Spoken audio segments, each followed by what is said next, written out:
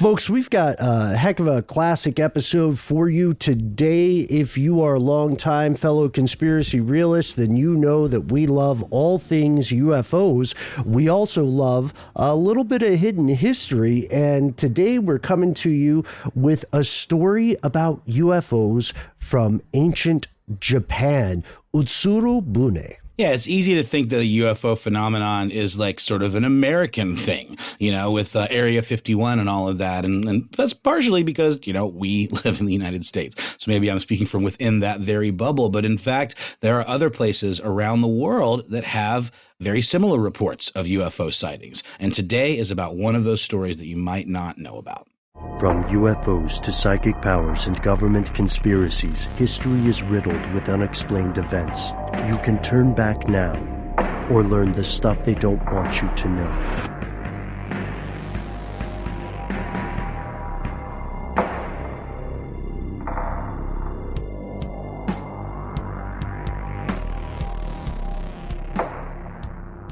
Hello and welcome back to the show. My name is Matt. Noel is with us in spirit. And they call me Ben. We are joined by our super producer, Tristan. Of course, you are you, and that makes this stuff they don't want you to know. Never fear, our compatriot will be returning physically, as well, one would presume, as spiritually, in a later episode. Matt, we've got something pretty interesting for you today. Oh, yes. Yeah. For everybody out there listening, this is something that I am just learning about. Ben, I think you had seen this before in whispers on the internet and in books, but it's a fascinating happening that occurs way back in the 1800s that may be an encounter with another species, another civilization. Right. You've heard of this before. We have often, over the course of the show, explored aliens and inexplicable history. We've found numerous examples of just weird stuff, allegations of lost technology, entire lost civilizations, and of course, at some point, what's that guy's name? George Slukos? Tsoukalos, yeah. Tsoukalos, the ancient aliens guy. At some point, aliens, extraterrestrials, or allegations thereof. We do want to point out that we and the world at large has found no universally agreed solid proof of any sort of alien encounter. That is begrudgingly true. But we have seen some incredibly strange stuff nonetheless. And as much as it may irk humanity to admit this, we may well never know the full story behind some historical accounts and events. Yeah, it's true. A lot of times it's written down once by one person, and we can find that, but that's all we have to go on. And we do know that at various times, quote-unquote, historical accounts have been anecdotal, heavily biased, written with some sort of strange agenda in mind, or entirely made up and passed off as the real thing. Yeah, to make the whims of some king or some, it could be a monarchy, it could be just a government, it could be a single influential person. Hey, increasingly, it could be a corporation. Oh. Right. What happens when they write the textbooks? Oh, boy. I know, an episode perhaps for another day. But we point this out because we want to thank all of the historians in the audience who are probably, as we speak, going nuts over figuring out some detail that other people have overlooked, misinterpreted, or even purposefully mischaracterized. Or even you armchair historians out there who are just scouring the web on your own time. The work you do is important. And, nobody else is doing it, so thank you. Right. And history, our understanding of history is nowhere near as clear-cut and concrete as some people would have us believe. And then also, this sort of confusion persists in the modern day. We're not so different from the earlier examples of our species. So today we're looking at one such account, a strange historical account. We'll call it the legend of the Utsuro Bune. And before we dive in here, we want to be crystal clear with this. You don't speak Japanese. I am unaware if I do. Okay. And I will also be surprised if I start speaking Japanese. Okay. We're saying this because we do want to be respectful to different cultures. And if there are any mispronunciations or mischaracterized Americanisms that sweep in regards to our accents, then we hope that it's still close enough to get the gist. Yeah, and let us know if we do make any mistakes like that. You can reach us, jonathan.strickland@howstuffworks.com. We welcome all feedback. Our complaint department is open 24 hours a day, 7 days a week. So, we're diving in, or better yet, we're floating ashore to Japan in the dawn of the 19th century. Our story is called, we said it at the top, Utsuro Bune, but you may also see it online somewhere as Utsuro Fune with an F, or Urobune, kind of putting them together. And it refers to this object, a ship of sorts, that allegedly washed ashore in 1803 in Hitachi province, that's on the eastern coast of Japan, and it's located near where modern-day Tokyo is. Not quite, but near there. Which we will explore that part of the story in a little bit further depth. Accounts of this tale appear in multiple texts. 3 of the most popular examples are also from the early to mid 19th century. So there's one called the Toin Shosetsu, which translates to Tales from the Rabbit Garden, published in 1825. This has the most detailed account or detailed anecdote. And there are similar stories, similar enough that we pretty much know they're retellings of the same thing, from a work called Diaries and Stories of Castaways in 1835 and Dust of the Apricot in 1844. So what happens? Well, immediately right here, we have to point out at the top, as we've been talking about history and things being written down, we're 22 years the recording of this is 22 years after the alleged event. Right. Which is already a little suspect, but perhaps it was more of a story told by word of mouth, that kind of thing. Sure. Wasn't necessarily recorded in any history, this happening. But just keep that in mind as we go through here. Right. So, according to the legend of Utsuro Bune, there was this young woman. She was attractive. She arrived on a beach aboard this thing that they referred to as a hollow ship.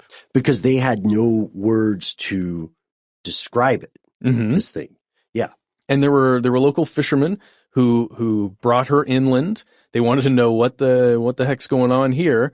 And they found that she was unable to communicate with these guys because she spoke some other language that they were unfamiliar with.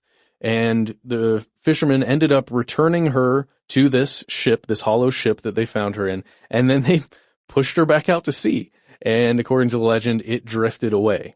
That's the gist, and it sounds like there are a couple of yeah, there's some styling on it. Yes, excellent summation, Matt. We can already tell it sounds like there are a few things that have been glossed over in this story. Oh, for sure. That's definitely the Crib Notes version when you see it written down like that. And we have some images here of the ship. Do you want to get into that now, or we can come back to that later? We can go into it now. So as we said, February 22nd, 1803, that's when these local fishermen see this ship drifting in the water. They tow it to land and they take measurements of it. So they find that it is almost 11 feet high, 3.3 meters, and almost 18 feet wide, 5.45 meters. And to be more exact, it's 10.83 feet high and 17.88 feet wide. That's kind of weird. Why do we have such apparently specific measurements? Well, there's an answer. There is, yes, because these measurements in meters and feet are conversions from the measurement system that the Japanese community was using at the time. So what may have been a more rounded number or approximation in their original measurement system, when converted to the measurement systems we use today, it's going to come out wonky. It's like the important part of this description is not that they were measuring in feet and meters. You know, they weren't going, okay, that's 17.8 Somebody put your thumb on the tape. Yeah. Hold it down. And the shape of this thing specifically reminded a lot of the witnesses of something that they knew of, that they saw in their everyday lives as part of ritual. And it was an incense burner, a type of incense burner, the specific rounded shape of the boat. Yeah, that's the other thing. This is not a box. It has a dome top to it of sorts. It's a little bit wider at the top than it is at the base, almost like similar to a cupcake shape. That's kind of what I'm seeing too, but the bottom is almost more pointed in this weird way, like a ship would be, where the weight is meant to be at the center of it, right? And then water displacement occurs as you move to the outer edges. Right, yeah. So it seems like it could have been meant to float, like an actual boat. And from the surface, this would have looked like a floating disc or a bubble, like floating on the surface of the water, which has led many people, more on the fringe conjecture side of stuff, to ask themselves if this was a USO. Perhaps. Right? Which is something you turned me on to a long time ago. Unidentified submerged object. But in this case, it would be a UFO, but it'd be a floating object. Right. And as long as it's not a sinking object. Yeah. Oh, and just because there are some artist depictions of this that you can find online. If you take a look at them, in my mind, just when I glance at it, it looks like some kind of escape capsule, or maybe from an early spaceship or an early rocket that, let's say, NASA would have sent up. The module that comes down and returns to Earth, that's what it looks like to me. Like some sort of re-entry device. Exactly. Well, we do know a little bit more about the craft itself, or the ship. The upper part of the vessel appeared to be made of a red-coated rosewood, while the lower part was covered with plates, brazen plates, that people conjectured were meant to protect it from sharp-edged rocks so it wouldn't pierce the ship and compromise its ability to function. Yeah, because it didn't seem to have any kind of control system. Like it's just kind of floating there in the ocean. And you never know what you're going to run into. And the upper part, allegedly, had several windows made of glass or crystal covered with bars and clogged with an unidentified resin that they believe came from a tree. The windows, however, were completely transparent. And this is important because the fishermen looked through the windows, and that's when they saw not only the occupant of the vessel, which we'll get to in a moment, but also they saw text written in an unknown language decorating the interior of the ship. And there's so many questions that go through my mind when you start thinking about why would there be text inside the vehicle? And we'll get into that a little later as well. But they also found other stuff in there. There were bed sheets. So apparently the occupant was, sleeping in this thing, or at least would have been sleeping in this thing. There was a bottle with some water in it, quite a lot. According to legend, it was 3.6 liters, and we get back into that whole measurement thing. Right. There was even some cake and some meat that was prepared.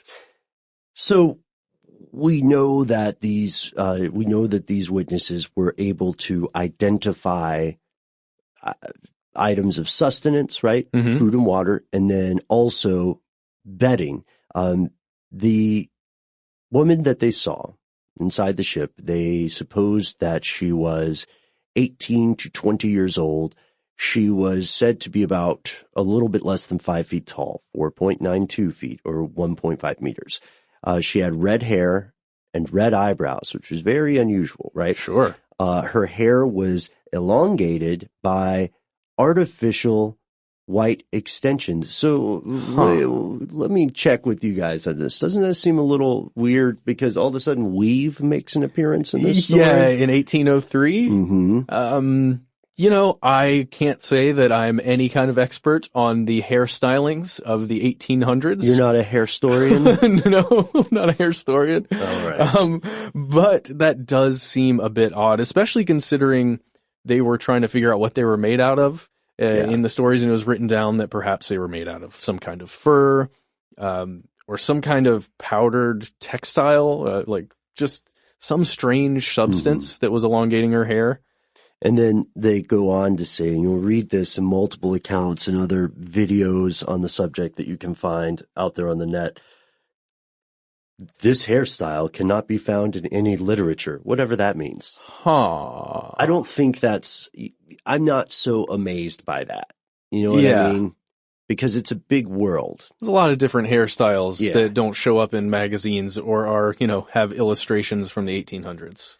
The lady's skin was a very pale pink shade. She wore long, smooth clothes of unknown fabrics. Okay, unknown fabrics. No, and here's where we would start asking, were we like investigative lawyers? Were this a trial? This would be the part where the defendant's story breaks down. The witnesses say that the woman began speaking. No one understood her. She did not seem to understand the fisherman either, so no one could ask about her origin. Although she appeared friendly and courteous, she acted strange, and she was always holding a pale box, a little bit less than 24 inches in size. She would not allow anyone to touch the box. The fisherman disassembled the ship, and then they started conjecturing. They started asking themselves, who is this person? What is this person doing? Is this a person? Yeah. And we'll explore that as well. Right now, in 2017, in this episode, after a word from our sponsor.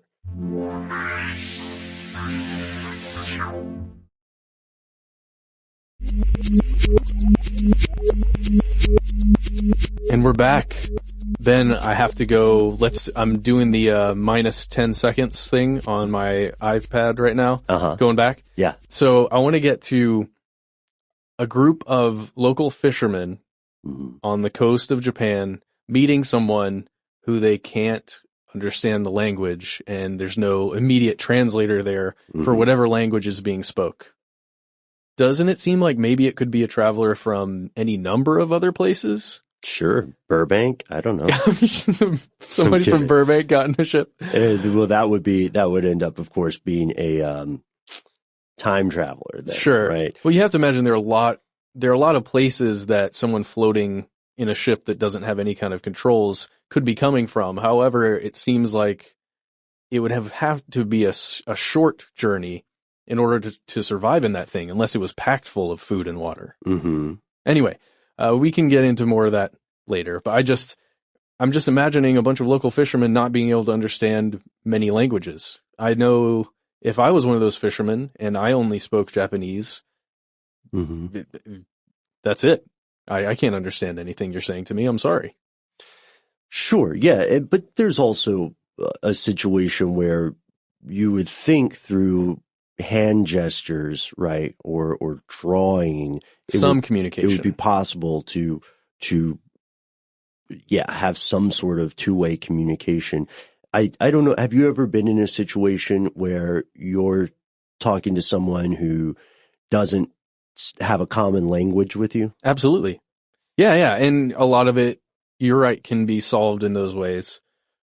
I wonder if there was any kind of panic going on because of the somewhat mysterious situation everybody was in. Maybe that led to even less communication being available. Who knows? So that's a really good point. And we are probably never going to know what this person was saying. I'm pretty sure they're not from Burbank, but other than that, we don't know what they said. Correct.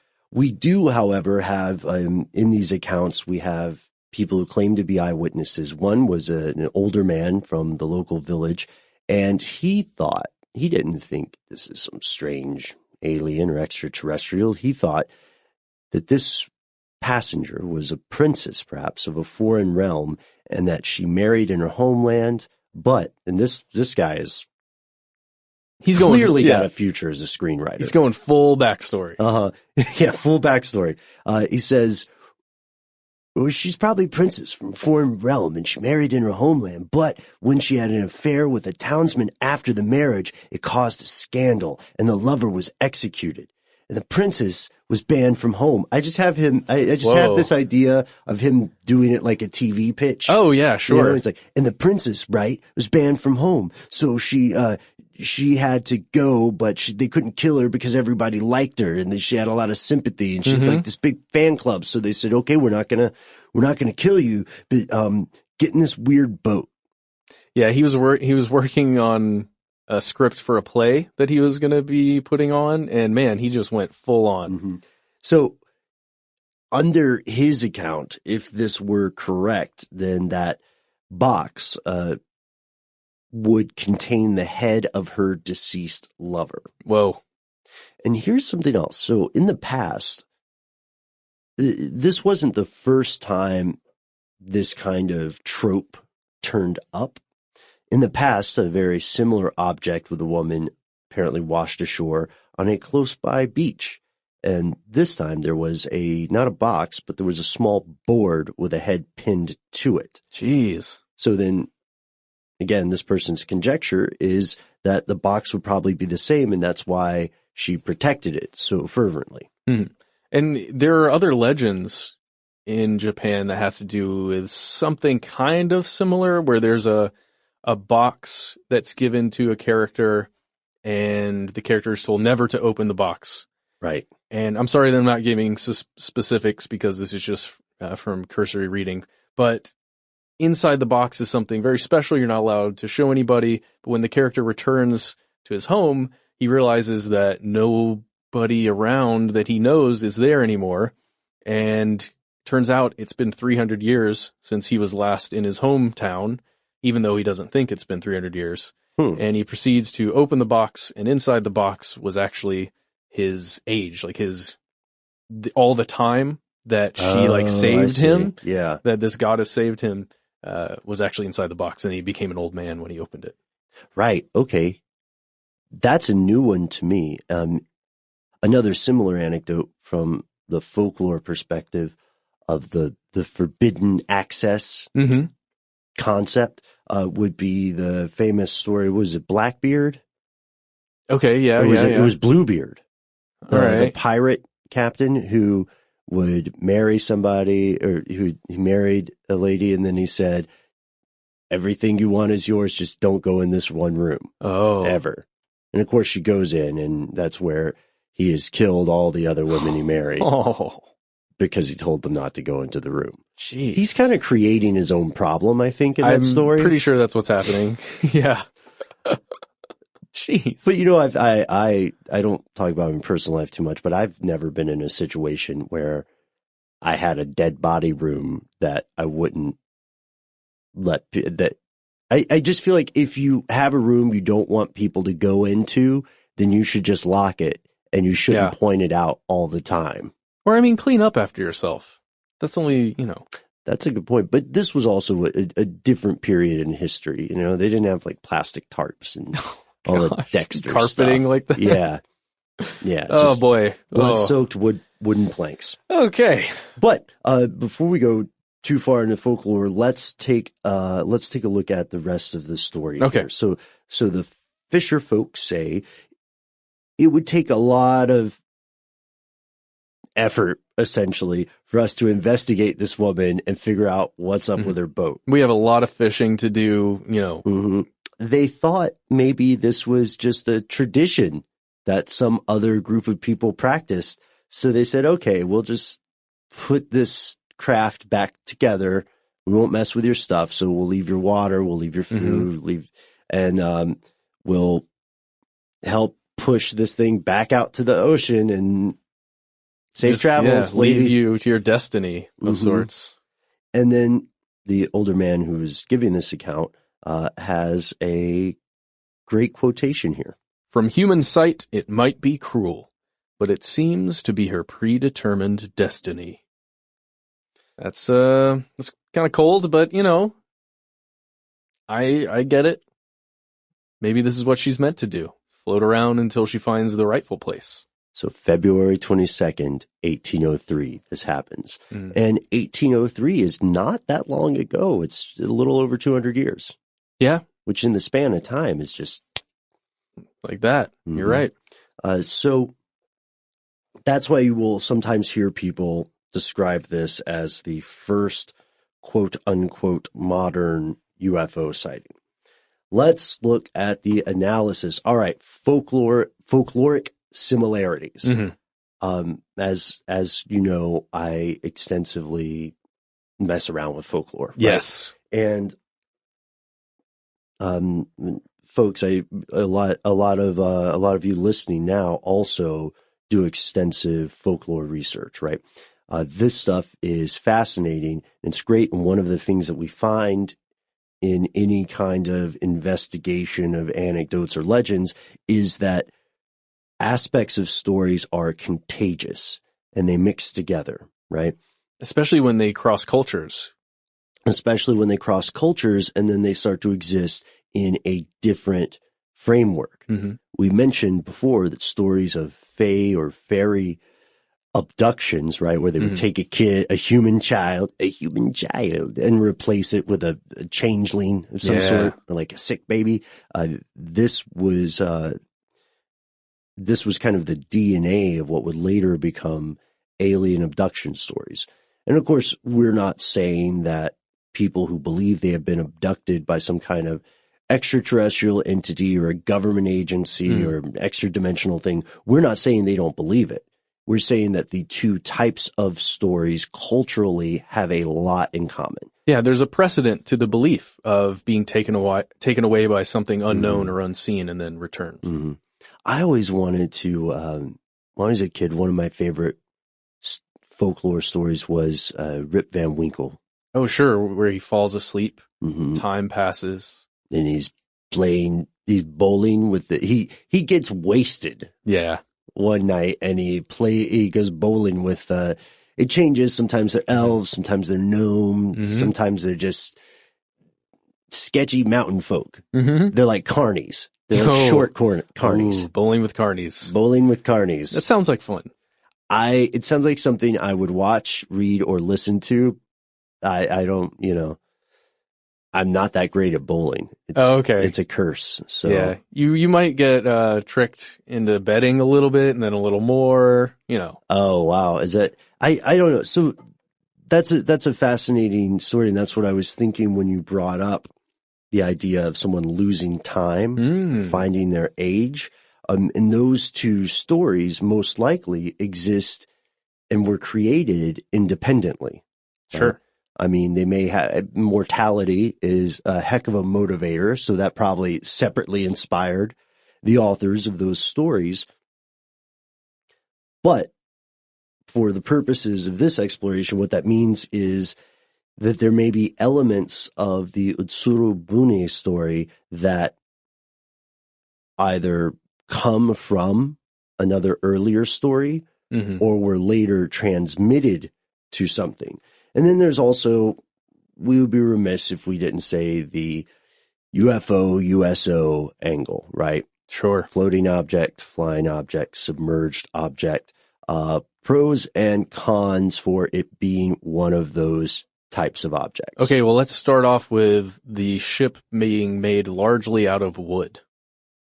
Yes. That, traditionally not a spacefaring material, or at least not a ideal spacefaring material. Okay, so that's a con. I'll do some devil's advocacy here and say a pro would be that they had never seen this type of craft before. Okay, yeah, that is definitely up there.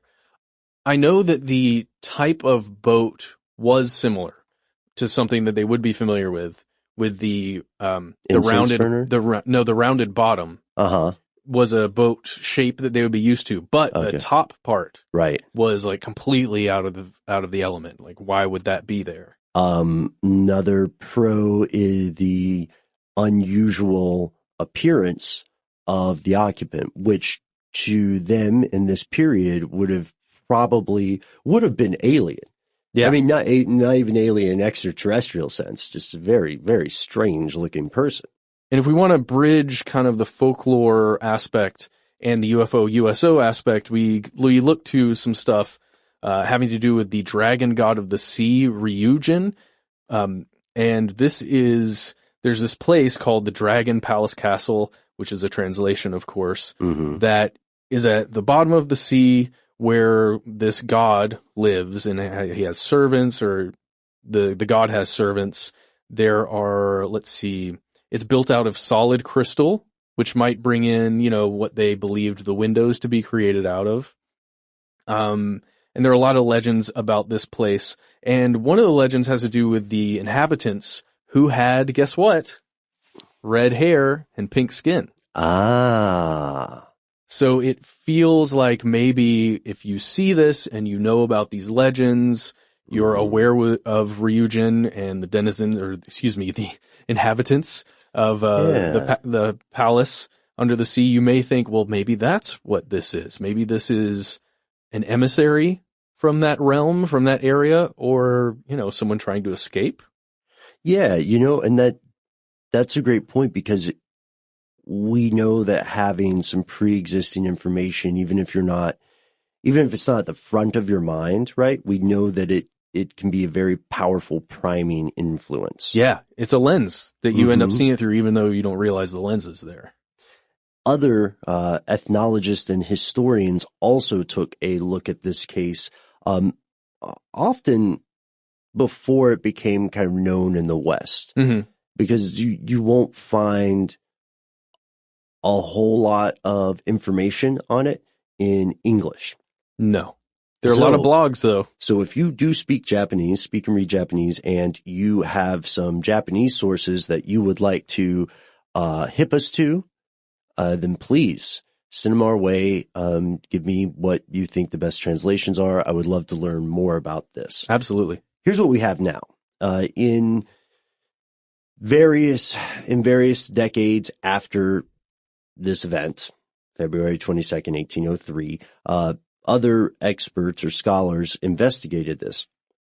And one fellow named Yanagida Kunio really went deep. He went hard on the paint. Yes. And he emerged a little more skeptical. So he points out that the circular boat shapes, as you said, Matt, were not unusual in Japan. They've been around for a while. And he said that the really weird stuff for people at this time would have been windows made of glass and those brazen protective plates. So they would make it look sort of exotic to the people. It'd be like seeing a modern car in the time when, the Model T is the thing that you see rolling down the street, with all of the glass products and other things. And it would just be strange. You couldn't really understand what you're looking at. Yeah, exactly. And it would be kind of it would be close enough that you would say that's some sort of car. Yeah. And now they're like, that's some sort of boat. He also points out that the oldest versions of this, not necessarily the most popular, but the oldest versions, according to Yanagida, describe humble, circular, open log boats without any dome. Okay. And he argues that these details, these plates and these windows and stuff, were added afterwards because people would inevitably ask, how did this log boat make it across the open sea? Oh, that's a great question. Especially an open logboat like that, susceptible to any kind of weather, to waves. It's going down. But if it's enclosed, I guess it makes a lot of sense. So in this way, it's almost like adding on details, not necessarily to a lie, but to a story, that you're making up as you go, and you add more details to make it seem more credible. Embellishing. Yeah. The high seas could be a dangerous place, and some of that may hinge on the shape of the boat, because if you're imagining, something more like a lifeboat or a canoe, that would probably have a better chance because it's a slightly better shape. But no, this is just a thing that's spherical at the top and rounded at the bottom and bobbing along. Yeah. Just moving where the ocean takes it. It's like bait and tackle. You know what I mean? So strange. So Yanagita also points out that most legends similar to that of the Utsuro Bune sound alike. Someone finds a strange person, almost always a girl or young woman, inside a circular boat and either rescues them or sends them back to the ocean. Huh. Like Tale as old as time. Tale as old as time? Oh, wow. I was going to break into song there. Yeah, I mean, there are so many legends about that kind of thing. And you can imagine the stories that mostly male sailors would make up while out on the high seas. And you're probably familiar with a lot of them. You know, I'm glad you brought that up, Matt, because it reminds me of one of the strangest cases of sailor stories that I ever found out about. Is it safe for work? Yeah, it is. Well, we'll tell the safe for work version. Okay. So for a long time, since people were sailing the oceans, right? There were always legends of sea monsters and of aquatic creatures that were very close to people. Essentially merfolk, mermaids. And sailors would talk about seeing mermaids from a distance on a shore. I mean, this goes back to like Greco-Roman stuff with sirens singing. Yeah. And then the best guess that a couple of people have. No, I know this. Is that they were manatees. Yeah. That doesn't, that's the thing that gets me. I keep thinking, how long did these guys have to be out there on the ocean to think, to mistake a manatee for a person? And this misidentification, whether it was through, seeing a seal or a manatee or another creature that would kind of like lounge out there. Sure. I mean, I guess maybe a walrus, but the tusk would probably it make it hard to mistake. I guess it depends on the distance. Exactly. But, in a way, if these people were hoping to see a human of some sort, then they were already kind of primed to see it. Mm-hmm. And if people were familiar with these sorts of legends, then they would end up in the telling, especially if it's oral recounting. Yep. Memory is so treacherous, they might end up accidentally adding details that somebody else misunderstands that add up into something else. Or if it's a great story that you're retelling, at a tavern somewhere. I mean, why would you just say, "Oh no, it was just a walrus"? That's no fun. I'm just saying. all of a sudden it was a beautiful mermaid, and the person you found adrift in this boat had hair extensions. I'm not discounting stories of merfolk. I'm just saying it's unlikely. That's all. The ocean is a big place. That's right. And from our previous episodes, we know that if there are any large undiscovered creatures today, the odds are highest that they would exist in the ocean. Yep. Right? So maybe they're there. I don't want to ruin that for anybody, But I do have to say they definitely weren't discovered by a certain channel on television in a series called Mermaids. No, we can confirm that. They absolutely were not, and I would never play ball with that notion. But I'm not going to act like I'm not going to go see Aquaman. I'll check it out for sure. I've diverted us. The point here is that there were other scholars who were taking rigorous looks at this. One is named Dr. Kazu Tanaka. Yes, this is a professor for computer and electronics engineering at a university in Tokyo. He investigated the original texts, the three texts that you can find now. They actually exist in real life right now in museums. You can go and pick them up. And he did this research in 1997, and he's really looking at the popular versions of UFO sightings, the more modern ones that we can think about, and then comparing those to the Utsuro Bune event, let's say, or the retelling of it. And he points out that these legends of Utsuro Bune, it never flies Right. It never, drives. Like we said, it has no control mechanisms. At least it's not recorded. Mm-hmm. It doesn't show any signs of technology besides being a boat and maybe having some windows. Or like extraordinary technology. Yeah, nothing beyond what could be like produced. GPS, no lasers, no... what's that thing in Star Trek where it will just create any food or beverage you desire? Oh, it's the food machine. I don't know what it's called. Right in. Or tricorder. She didn't have a tricorder with her. Right. That's a good example. This ship just drifted across the water. It drifted to the fishermen, or it didn't even drift to them. They had to go get it and reel it in. And so, Tanaka concluded that this tale was a mix of folklore and imagination. He also based his assumptions on Yanagita's earlier work. He had a couple more holes to poke in this story, which we'll examine after a word from our sponsor.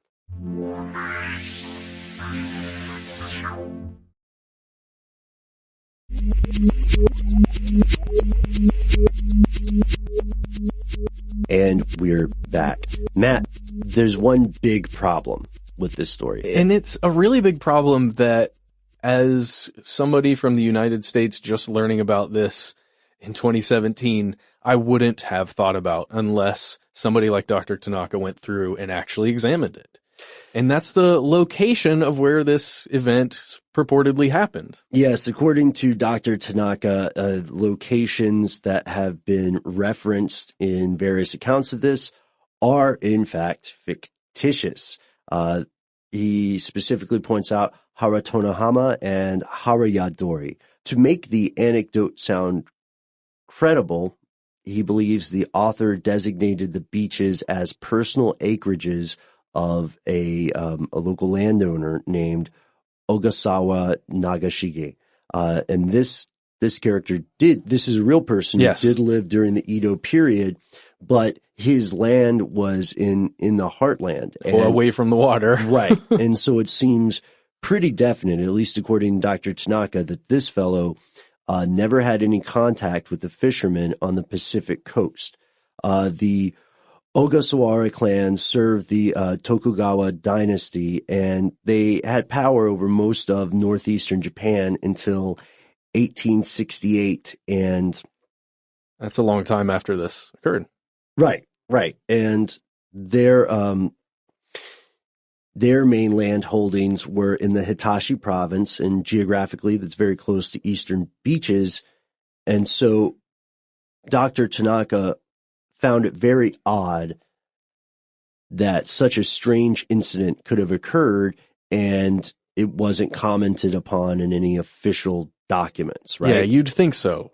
If something this strange and seemingly important occurred to an individual who's that close in proximity to power occurred, you'd think it would be written down somewhere. Somebody somewhere is being told this, and they would go, okay, this strange thing happened. Perhaps there is some kind of invaders going on with this. It's at least worth documenting.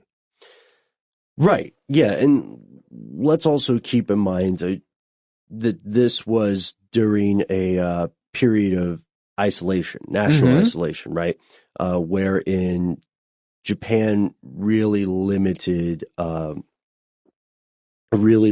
lot of international interactions. So nearly all foreigners were barred from entering, except under very specific circumstances. The common resident of Japan, like the normal, Jane or John Doe of Japan, like you and I, had very little chance of ever leaving the country. So this would have been beyond unusual, right? And there is a remarkable incident that is documented that Dr. Tanaka found, and it happened in 1824 when a British whaler was stranded on the northeastern coast of the Hitachi district. Before you ask, no, he did not show up in a weird cupcake-looking ship. Tanaka also found out that during the rulership of the Tokugawa clan, the Ogasawara family and the Tokugawa started mapping their territories. And this is important because the names of both of the beaches mentioned in the text are missing. And they also do not appear on the maps of the whole of Japan, which came out in 1907. Oh, boy. If the name of a village, a city, or a place had changed in history, this would have been noted, right? Mm-hmm. So because of this, Dr. Tanaka thinks that this is probably just a legend or folklore, similar to the stories in modern urban legends, right? Mm-hmm. You know, the 911 traced the call, and the phone call was coming from inside the house, and it wasn't at this town, and it wasn't my first cousin, but it's someone that knows my first cousin, and they live a few towns over. And there was a hook sticking out of the side of the driver window. Yeah, and I'm pretty sure it was a Pontiac. The Pontiac's not around anymore. This happened to someone's older brother who went to a school a couple districts away. I think I know him. Yeah, they were a few grades above us. You know what I mean? Yeah, it's sure. always just a little bit too far to reach, and it's tantalizingly possible. Well, and let's go back into this 1824 account of the British whaler who got stranded. Okay. The first accounting of this is recorded the next year in the first one. What was it called? Tales of the Rabbit Garden. 1825 is when that is officially written. So perhaps there's a little styling going on there of an actual occurrence, and then you bring some folklore into it. I mean, that's at least a great tale to put into your book called Tales from the Rabbit Garden. That's a good point. So we know there's an isolationist place where this sort of incident would have been reported immediately, right? And also these ethnologists and historians who will look back at this later in the modern day, they pointed out something that really caught me, which is that originally aliens or UFOs were not part of the conversation. Okay. You know, there wasn't a term for flying saucer, right? Or extraterrestrial, I guess. There might be a term, but it wouldn't be applied the same way we use it today. A visitor of sorts, but not like that. So they're saying that over time, the UFO thing got retrofitted onto it. You know what I mean? The particularly European appearance of the woman, right? Pale pink skin, shade of skin, red hair. The upper part of the Utsuro Bune and the unknown writing, right, the language that the fishermen could not identify, lead both Tanaka and Yanagita to the conclusion that the entire story was based on this historical circumstance. People of the period were totally insulated from the outside world, so that this was more a tale reflecting xenophobic cultural attitudes. Wow. Sort of the same way, again, that modern urban legends reflect fears that are already in popular culture, right? Like in the 1990s, the satanic panic, or late 80s, 1990s, satanic panic thing gripped the nation, and these people, every region had some sort of tale of a secret occult thing going on. And in some cases, I'll go on record saying it, in some cases, they were probably true.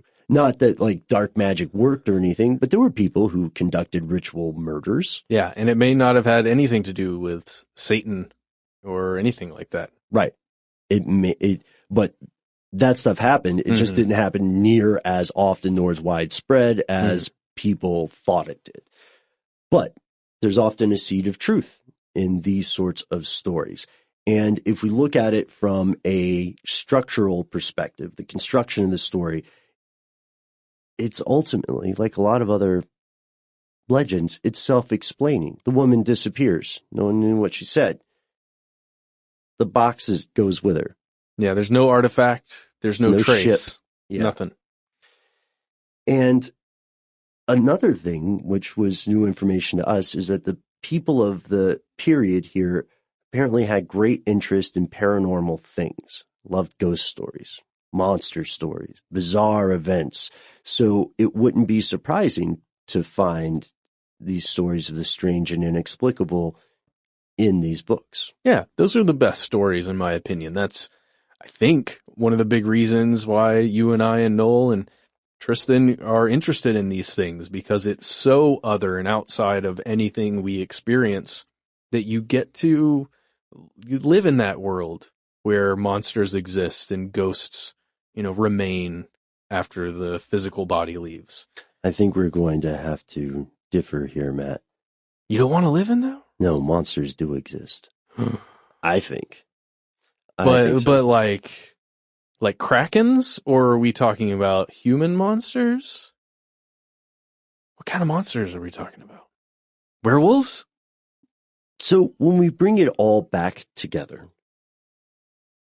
what are our conclusions? Could this be nothing more than a popular legend recited over and over, changing a bit each time? It's pretty clear that in the years following the initial reports, a large portion of the population accepted this as fact, believed something came ashore.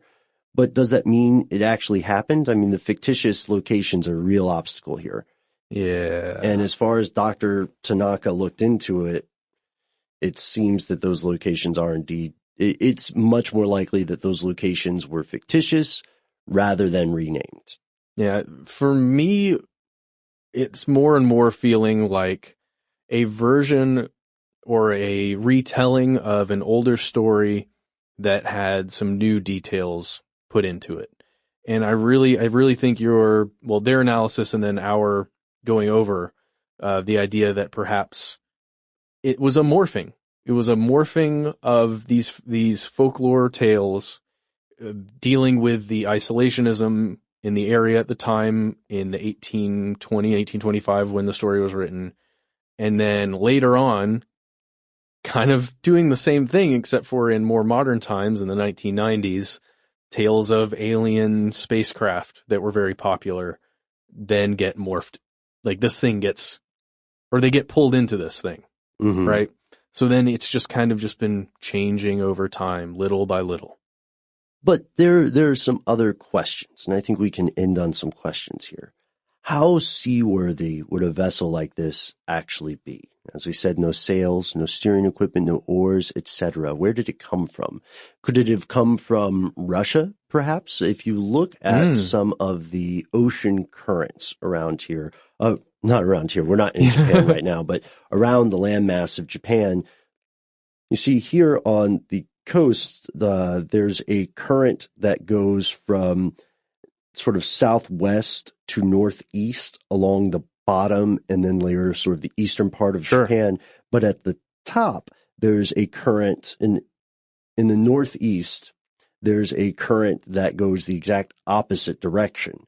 So as these, if you look at the way these currents swarm around, it looks like it's possible that something with no steering could have drifted down. Sure. But the best way to find that out is to build one of these ships. Ooh. And put it out in the water and see what happens. What are you doing? What are you doing this summer? I'm building a round ship that has some brazen sides and a couple windows. But the one last thing we have to get into is it possible that there's something even crazier? Like here's where it gets crazy moment. Like, could this have been a person that was pulled out of time, perhaps? Out of some other dimension, out of some other, maybe a time when ships did look like that, or an alternate dimension? Yeah, I don't know, man. I know you're getting into the weirdness. I mean, probably not, right? Yeah. Especially because there's meat and water, like some kind of container of water, bedding. Right, recognizable stuff. Yeah. And, and the language could have just been Cyrillic Russian. Sure.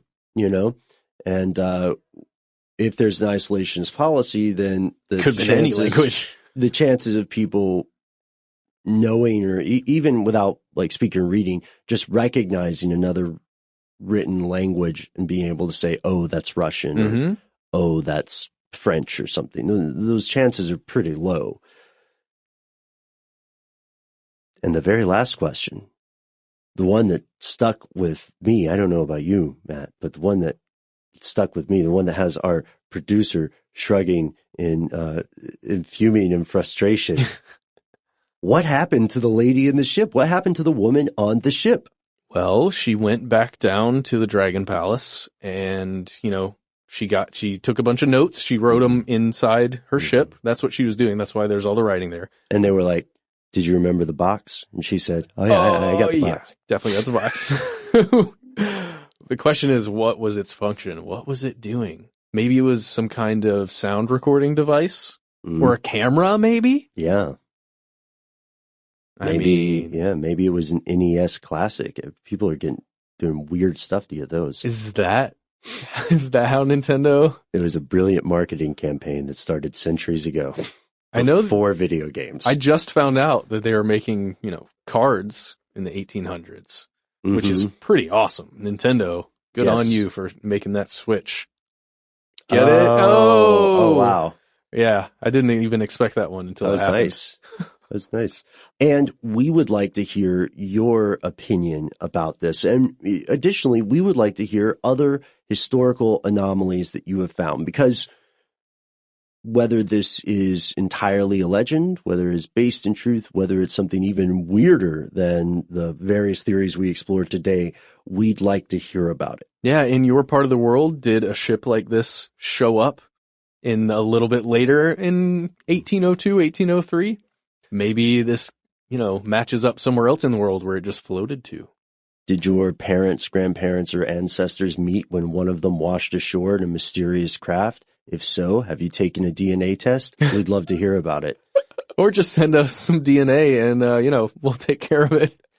Or you can write us an email, which reminds me, it's time for our Shout Out Corner.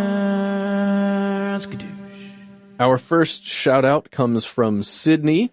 Sydney says, "Hi guys, I was listening to both episodes of your serial killers series. Loved them. You said you might do a third one. I was going to suggest maybe the West Mesa murders from Albuquerque, New Mexico. I live here and people are still talking about them pretty often. I don't know, check it out if you want. Thanks for reading." Oh, all right, Sydney. I don't know much about that. Ben, are you aware of these at all? This was absolutely news to me. I think we should do a third episode or third installment of that series. So let us know if you would like Matt, Noel, and I to investigate this in a future episode, and send us, just take a page out of Sydney's book and send us your suggestions. Awesome. Thank you for writing, Sydney. I'm glad that, enjoy is not the right word to use. I think we talked about it in that episode, but there's something compelling and fascinating, especially when you consider how many of these crimes occur with relatively little fanfare outside of their region. Yeah. I mean, the Highway of Tears was an active hunting ground for how long? Oh my gosh. Decades. And just to add a little bit of mystery here to the end of it, I just looked it up. Ben, in 2009, the remains of 11 women were found buried in the desert of West Mesa, and no suspects have been arrested, and a serial killer is believed to be responsible. All right, we're on the case.